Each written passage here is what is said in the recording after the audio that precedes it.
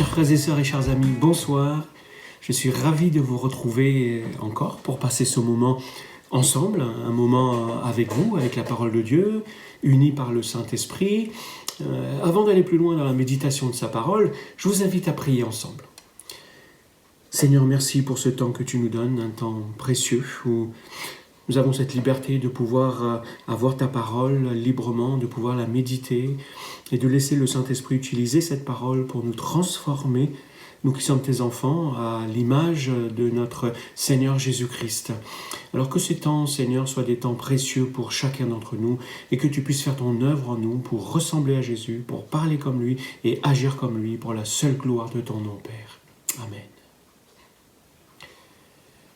Vous vous rappelez de la dernière fois, notre verset que nous avions vu dans Jean, qui nous rappelait que celui qui observe la parole de Dieu a vraiment pour Dieu un amour qui est parvenu à sa pleine maturité. Parce que c'est ainsi que nous savons que nous sommes unis à lui. Il nous avait donné l'assurance que nous pouvions connaître Jésus-Christ et savoir que nous sommes des enfants de Dieu.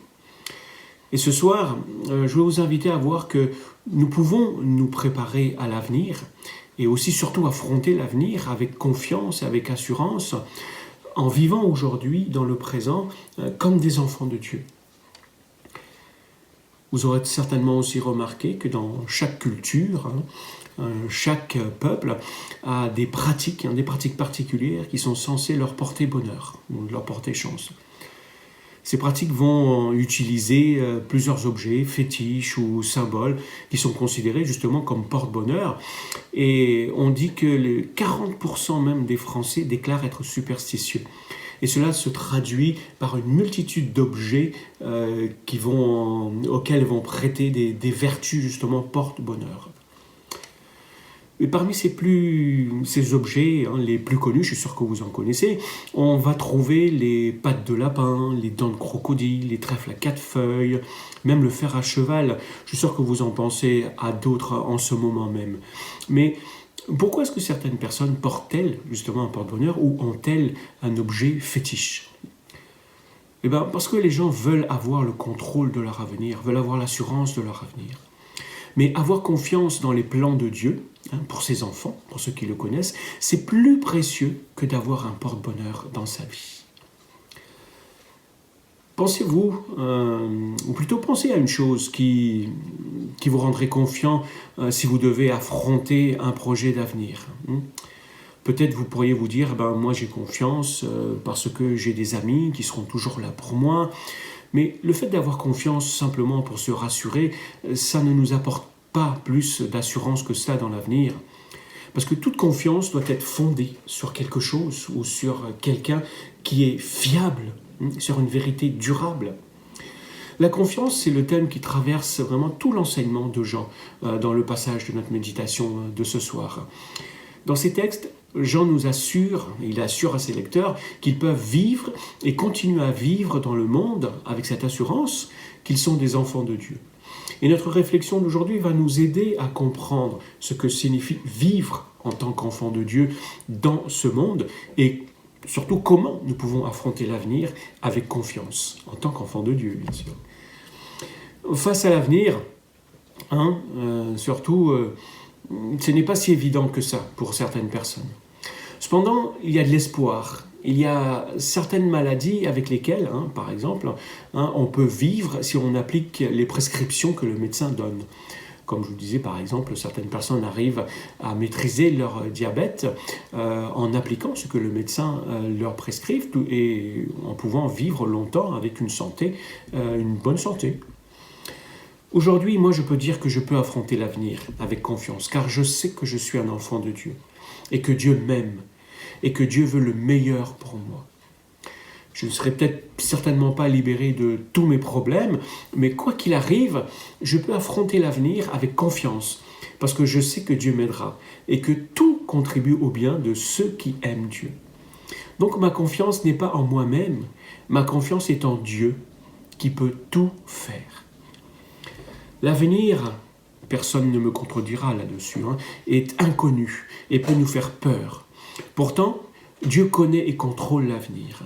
Les chrétiens peuvent donc faire face à l'avenir avec confiance lorsqu'ils comprennent ce que la Bible enseigne sur la vie des enfants de Dieu et ce que Dieu promet à ses enfants. Donc Jean va nous dire, et on va le lire, que en fait être confiant, c'est d'être demeuré attaché à Jésus-Christ. En demeurant attaché à Jésus-Christ, nous pouvons avoir cette confiance dans l'avenir. Les versets 28 et 29 du 2e chapitre. Mes enfants, demeurez attachés à Christ pour qu'au moment où il paraîtra, nous soyons remplis d'assurance et que nous ne nous trouvions pas tout honteux loin de lui au moment de sa venue. Vous savez que Dieu est juste. Donc reconnaissez par conséquent que tout homme qui accomplit ce qui est juste est né de lui. Jusqu'à présent, Jean a écrit pour rassurer ses lecteurs concernant la validité de leur expérience spirituelle, et surtout pour les mettre en garde aussi contre les enseignements des antichrists, des faux docteurs, des faux chrétiens. Mais maintenant, Jean va les encourager à rester attachés à Jésus-Christ, ou à demeurer attachés à Jésus-Christ. Et c'est la deuxième fois, que sous une forme ou sous une autre, on rencontre ce verbe attaché dans le 2e chapitre que nous venons de lire. En fait, sur les 112, il y a 112 utilisations de ce verbe même dans le Nouveau Testament. Et Jean, lui, il l'utilise 70 fois dans ses écrits, et 23 fois seulement dans cet épître. Ça montre bien combien cet élément est important pour Jean et combien il veut nous emmener à pratiquer cela. Mais qu'est-ce que ça signifie, demeurer attaché à Christ ? Demeurer attaché à Christ, ça correspond à l'idée dont Jésus a lui-même parlé lorsqu'il a donné l'image du cep et du sarment. Il a dit à ses disciples, moi je suis le cep, le cep de la vigne, vous êtes les sarments. Et celui qui demeure en moi, et en qui je demeure, elle va porter beaucoup de fruits. Car sans moi, dit Jésus, vous ne pouvez rien faire. C'est l'image que Jean va associer ici à la venue de Jésus. Ça veut dire que si nous vivons maintenant en étant attachés à Jésus, nous serons heureux et nous n'aurons pas honte quand il va revenir. La façon dont nous vivons donc maintenant a une grande importance. Lorsque nous demeurons attachés ou nous demeurons en Jésus, ça veut dire que nous vivons par l'action du Saint-Esprit dès à présent et que nous n'aurons pas honte lorsque Jésus va revenir. Ça, c'est l'assurance que nous pouvons avoir dans l'avenir et que Jean nous affirme. Parce que tout croyant véritable, possède la vie éternelle et il ne peut en aucun cas perdre cette vie. Cependant, son devoir, c'est de rester attaché à Jésus en persévérant dans la foi, au-delà de ses difficultés, au-delà de ses tentations auxquelles il pourrait être confronté, et en obéissant à ce que Dieu lui demande. Parce que notre foi est fondée sur Jésus. Il est la source de la vie. On a vu qu'il était la parole de vie sur laquelle notre vie nous-mêmes doit être centrée. C'est en lui, on va dire Paul, que nous avons la vie, le mouvement et l'être. Parce que nous sommes ses enfants. Des enfants de Dieu, évidemment. Mais qu'est-ce que ça veut dire, être un enfant de Dieu ? Il y a une autre façon de comprendre ce que ça veut dire, être enfant de Dieu, le fait d'être attaché à Jésus aussi. Parce que les enfants sont comme leurs parents, parce qu'ils viennent d'eux. Et on a coutume de dire que tel père, tel fils. Ça veut dire que les enfants ressemblent souvent à leurs parents, bien qu'ils ne soient pas systématiquement à l'identique. Mais s'il n'y a rien de surprenant à ce qu'un fils agisse comme son père, ce n'est pas toujours le cas. Nous ressemblons donc davantage à notre Père qui est dans les cieux lorsque nous vivons par l'Esprit, par son Esprit, par le Saint-Esprit qui habite en nous. Et que nous montrons par notre comportement que nous aimons Dieu, que nous avons de l'affection pour son nom et que nous obéissons à ce qu'il nous demande. Parce que Dieu est la source de notre identité et de notre nature. Nous pouvons donc avoir l'assurance que nous sommes ses enfants et que notre place future va être auprès de lui, auprès de Dieu, dans le ciel. Ça, c'est quelque chose qui est assuré. Jean nous dit que Jésus est juste. Ça veut dire que Jésus est en parfait accord avec Dieu. qu'il a une relation parfaite. Et lorsque nos actions nous manifestent sa façon de vivre, son caractère, eh bien cela prouve que nous sommes des enfants de Dieu. En fait, la justice, c'est un mot que l'on rencontre beaucoup dans la Bible. Mais la justice, contrairement à ce que l'on pourrait croire, ce n'est pas une norme ou une règle d'idéal ou d'absolu, mais c'est surtout vivre dans une relation d'alliance avec Dieu. Faire le bien, ne fait pas de nous systématiquement un enfant de Dieu. Parce qu'en croyant en Jésus, nous sommes gracieusement adoptés en tant qu'enfants de Dieu. Et notre nature spirituelle, à ce moment-là, ou plutôt notre ADN spirituel, est activé par le Saint-Esprit. Et cela nous pousse à nous comporter et à faire le bien comme Jésus et à lui ressembler. Et la justice dont nous parle Jean ici correspond davantage à ce style de vie juste qui est une réponse au pardon que Dieu nous a accordé et qui reflète notre nouvelle identité, qui est un don de Dieu. Donc Dieu demande à ses enfants de se conduire avec justice, c'est-à-dire d'être intègres dans leur conduite. La justice consiste donc à mener une vie d'obéissance à Dieu, et ce qui peut se manifester de différentes façons, mais surtout en aimant Dieu et en ayant de la compassion envers son prochain. C'est ce que Jean nous avait déjà dit. Et c'est ce que Jacques appelle la loi royale. Rappelez-vous de cela. Maintenant, Jean va nous montrer que nous pouvons avoir confiance parce que Dieu nous aime. Les versets 1 à 3 du 3e chapitre. Voyez combien le Père nous a aimés parce que nous puissions être appelés enfants de Dieu. Et nous le sommes. Voici pourquoi le monde ne nous connaît pas. C'est parce qu'il n'a pas reconnu Dieu. Mes chers amis, dès à présent, nous sommes enfants de Dieu.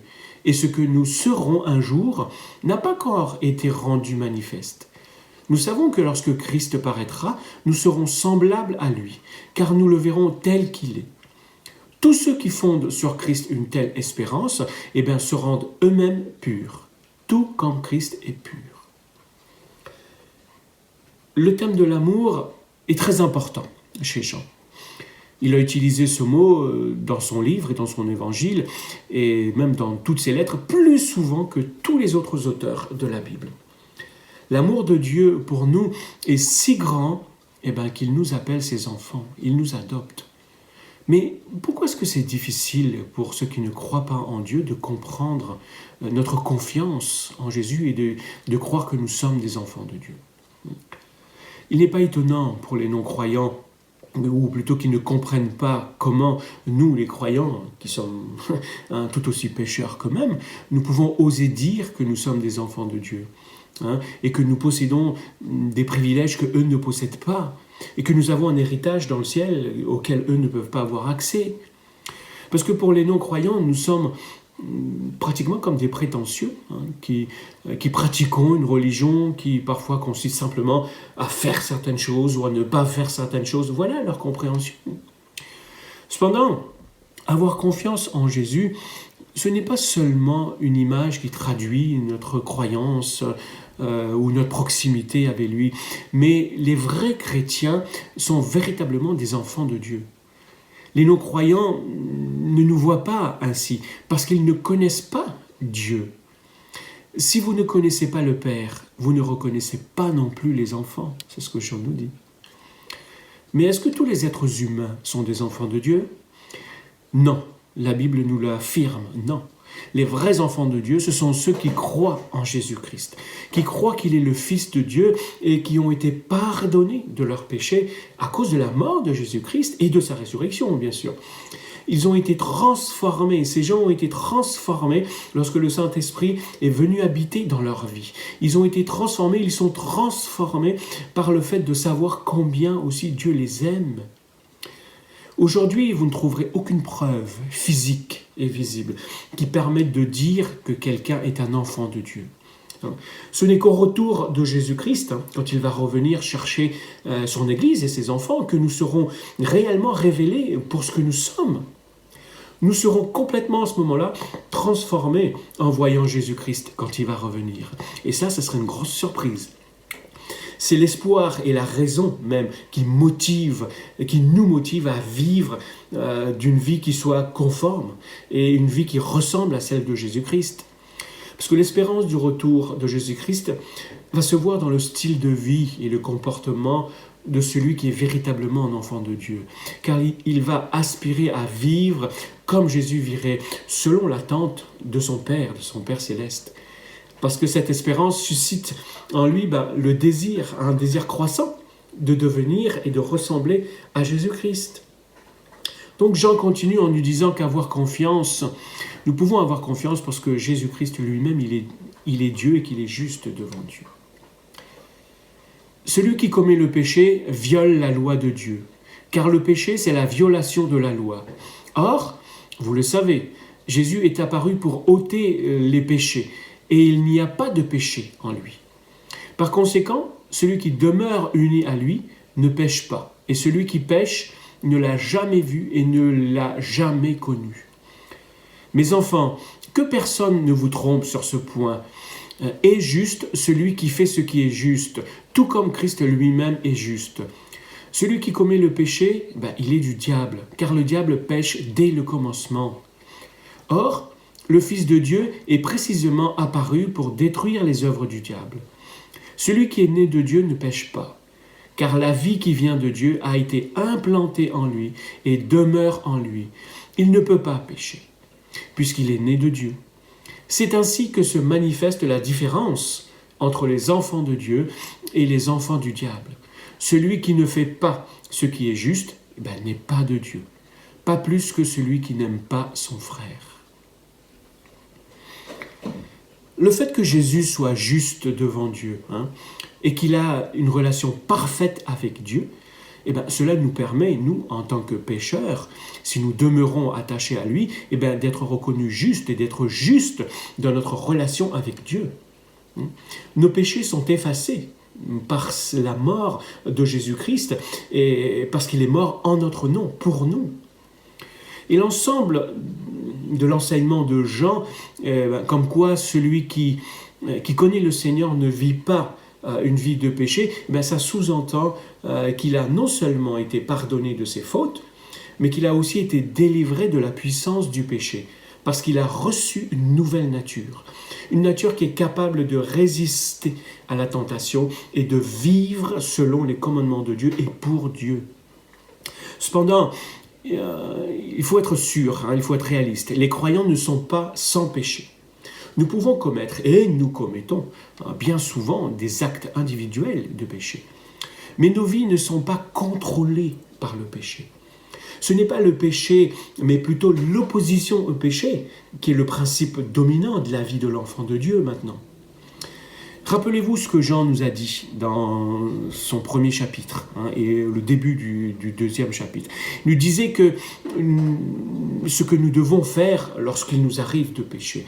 Il nous a dit que si nous, chrétiens, nous commettons des péchés, nous pouvons demander à Dieu de nous pardonner. Si nous reconnaissons nos péchés, Dieu est fidèle et juste. Il nous pardonnera et il nous purifiera de tout le mal que nous avons commis. Et puis, Jean va dire que nous avons un défenseur, justement, auprès de Dieu. C'est Jésus-Christ lui-même, le seul juste. Donc, les chrétiens ne sont pas parfaits, mais ils veulent, en tout cas, vivre et plaire à Dieu qui les aime. Ils veulent faire ce qui est bien et juste devant Dieu.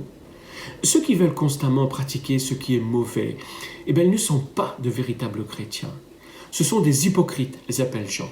Des gens qui parlent de Dieu, mais qui ne vivent pas selon les plans, les conseils et la volonté de Dieu. Jean nous dit que ceux qui continuent à pécher encore et encore, ce sont des enfants du diable. Non seulement les enfants ressemblent à leurs parents, mais ils agissent aussi souvent comme eux.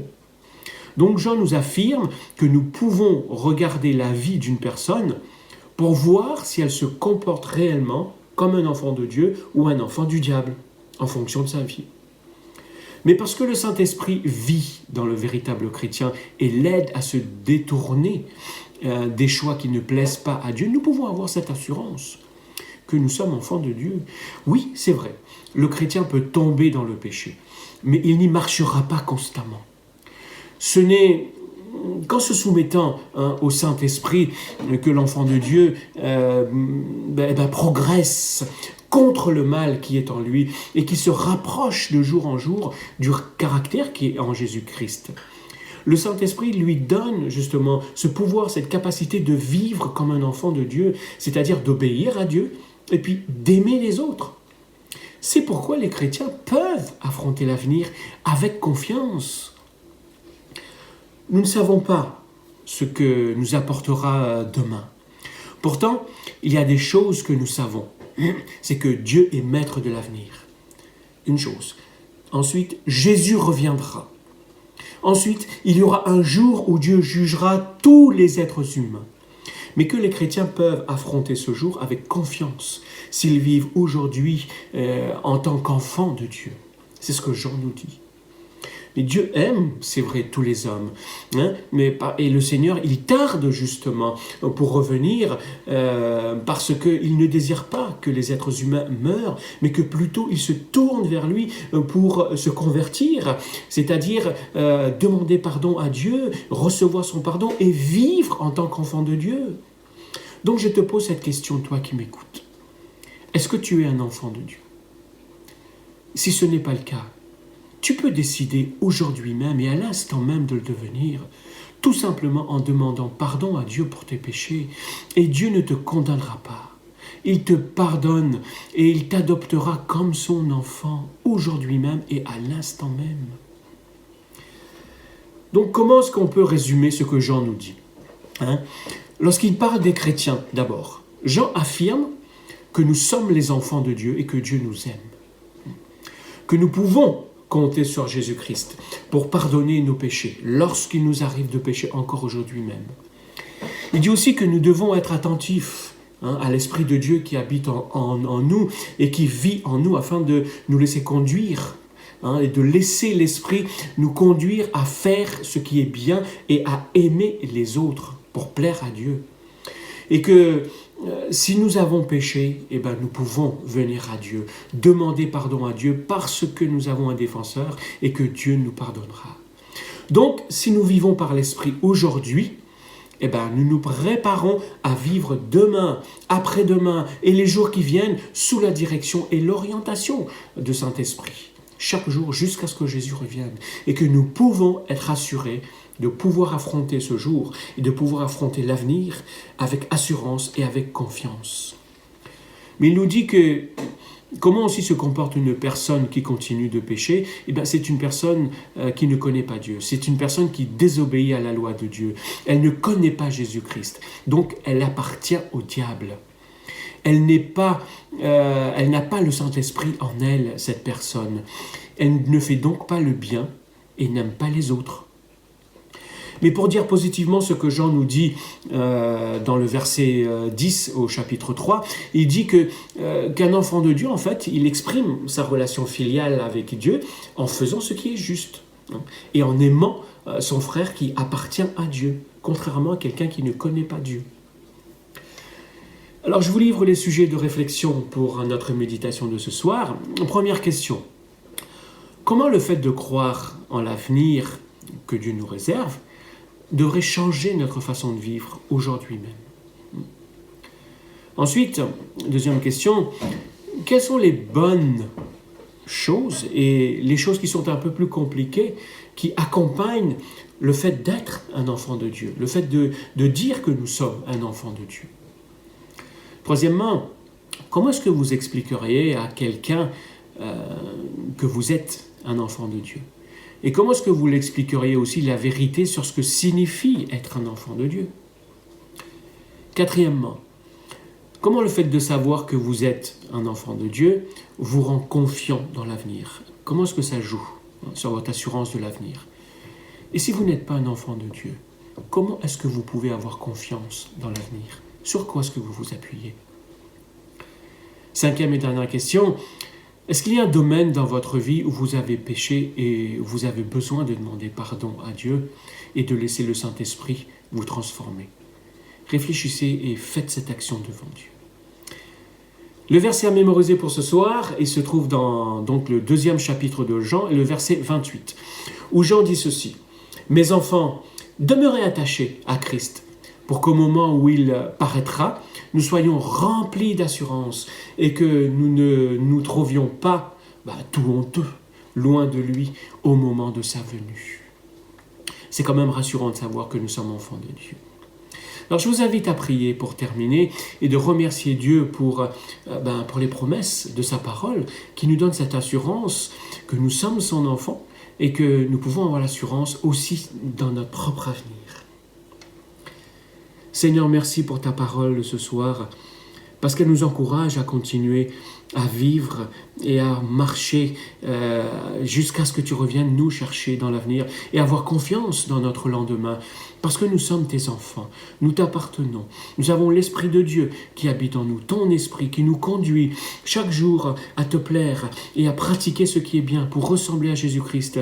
Et même, Père, lorsqu'il nous arrive de pécher contre toi, de faire ce qu'il ne te plaît pas, nous pouvons venir vers toi. Tu ne nous rejettes pas, tu ne nous condamnes pas, bien au contraire, tu nous acceptes et tu nous pardonnes en Jésus-Christ. Et tu nous donnes cette assurance que nous pouvons nous relever et continuer à marcher. Parce que lorsque Jésus reviendra, nous ne serons pas honteux. Bien au contraire, ça sera une joie de pouvoir te rencontrer. Alors aide-nous à vivre en tant qu'enfants de Dieu dès à présent, Père, pour rendre gloire à ton nom et à Jésus-Christ. Merci pour ta parole, merci pour ton esprit et merci pour cette semaine que tu nous donnes. Amen. Que le Seigneur vous bénisse. Continuez.